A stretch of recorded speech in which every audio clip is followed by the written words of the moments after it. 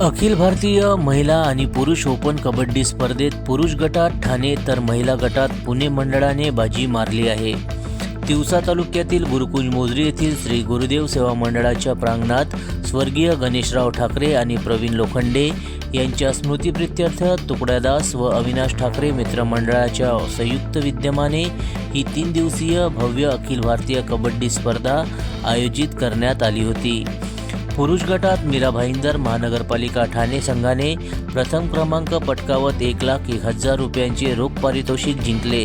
द्वितीय पारितोषिक गाडगेबाबा क्रीडा मंडळ अमरावती संघाने 71,000 रुपयांचे बक्षीस मिळवले, तर तृतीय पारितोषिक समर्थ क्रीडा मंडळ संघाने पटकावले। महिला गटात बीपीव्ही मंडळ पुणे संघाने प्रथम क्रमांक पटकावत 71,000 रुपयांचे रोख पारितोषिक मिळवले।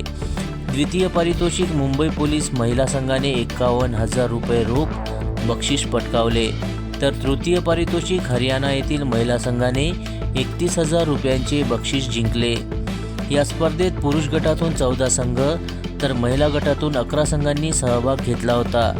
भोपाळ, मध्य प्रदेश, हरियाणा, दिल्ली, मुंबई, पुणे, ठाणे, कोल्हापूर, नाशिक, यवतमाळ, नागपूर, अकोला, खामगाव, अमरावती यासह देशभरातील नामवंत संघांनी स्पर्धेत सहभाग नोंदवला।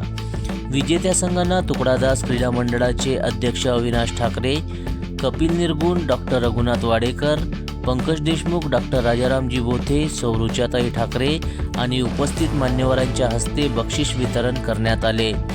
या अखिल भारतीय कबड्डी स्पर्धेच्या उद्घाटन प्रसंगी विधान परिषद आमदार संजय खोडके, महाराष्ट्राची हास्यजत्रा फेम अभिनेते अरुण कदम, आमदार सुलभाताई खोडके यांनी उपस्थिती दर्शवली।